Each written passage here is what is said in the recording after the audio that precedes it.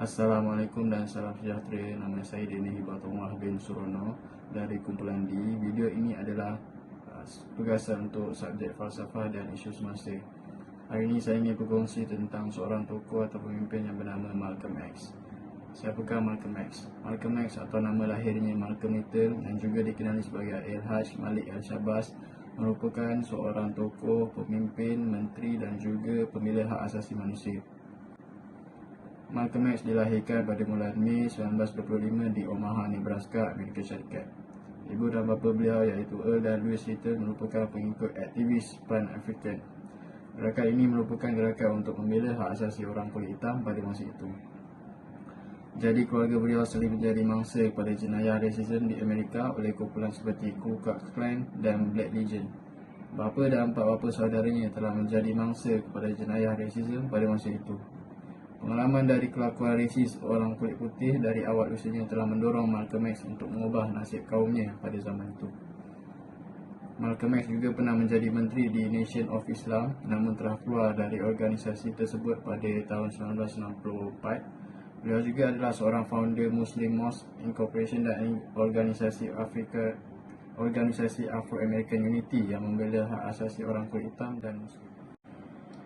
Fakta yang pertama, beliau merupakan seorang murid yang cemerlang pada awal usianya.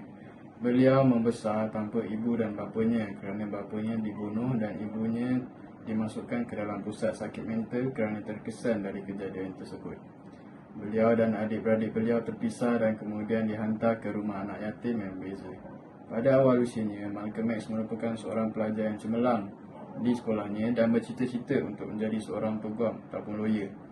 Namun beliau telah berhenti sekolah apabila seorang cikgu beliau yang berkulit putih memberitahu beliau bahawa ia adalah tidak realistik untuk seorang pelajar kulit hitam mempunyai cita-cita sebagai seorang peguam. Fakta yang kedua, beliau adalah seorang bekas banduan. Setelah diberitahu oleh cikgunya bahawa ia adalah tidak realistik untuk orang kulit hitam menjadi seorang peguam, beliau berhenti sekolah dan pada usianya 18 tahun, beliau telah berpindah dari Michigan ke Harlem, New York City.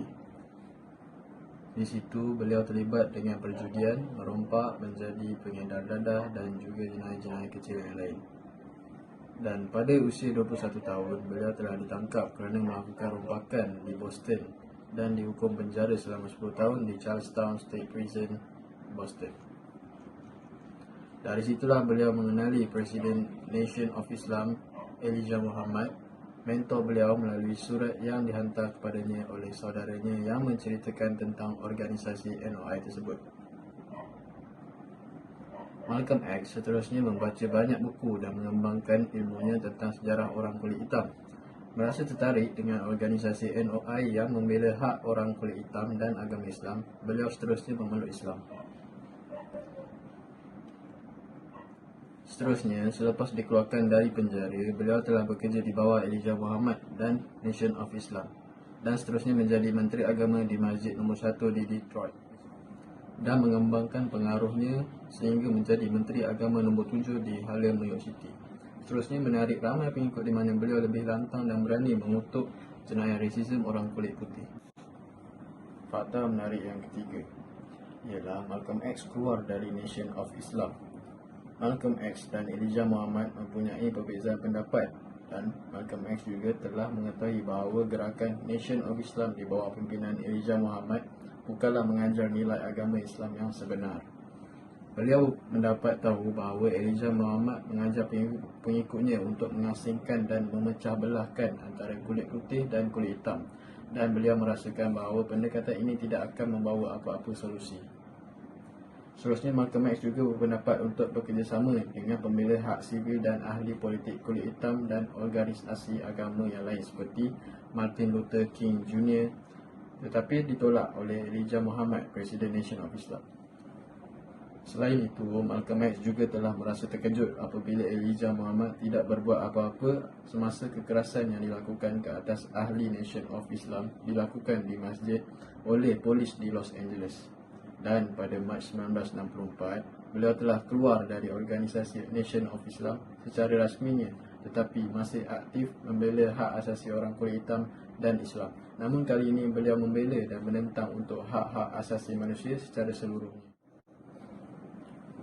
Fakta yang keempat, Malcolm X telah melakukan ibadah haji. Malcolm X mengerjakan haji pada tahun 1964 dan di situ beliau telah menguatkan pegangan dan kepercayaan beliau tentang agama Islam. Melakukan ibadah haji telah memberi lebih banyak pencerahan dan mengubah perspektif Malcolm X. Hal ini kerana beliau menyatakan bahawa semasa melakukan ibadah tersebut, beliau telah berjumpa dengan pelbagai jenis manusia, di mana ada yang warna kulitnya seputih-putih warna putih dan matanya sebiru-biru lautan. Tetapi mereka semua tidak berasa status mereka lebih tinggi berbanding orang yang bukan kulit putih ataupun yang kulit hitam, dan tidaklah memanggil diri mereka sebagai orang kulit putih. Malahan, mereka memanggil diri mereka sebagai manusia biasa dan saudara sesama mereka. Malcolm X juga mengatakan bahawa layanan masyarakat berbilang kaum di sana adalah seperti sebuah keluarga dan saudara tanpa mengira jenis kaum dan warna kulit. Beliau juga telah menulis surat dari Mekah dan salah satu ayat yang popular dari surat tersebut ialah, "Perhaps if Islam had done that to these people, perhaps if the white Americans can accept the oneness of God, then perhaps they can accept the oneness of man." Baiklah, itulah antara fakta-fakta tentang Malcolm X.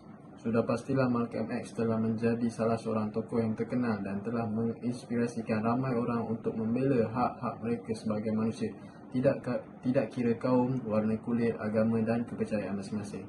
Sumbangan Malcolm X juga dapat dilihat di nama-nama jalan, nama universiti, buku autobiografi beliau, muzik, budaya hip-hop dan banyak lagi.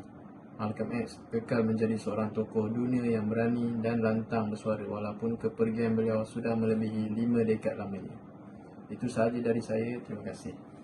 We declare our right on this earth to be a man, to be a human being, to be respected as a human being, to be given the rights of a human being in this society, on this earth, in this day, which we intend to bring into existence by any means necessary.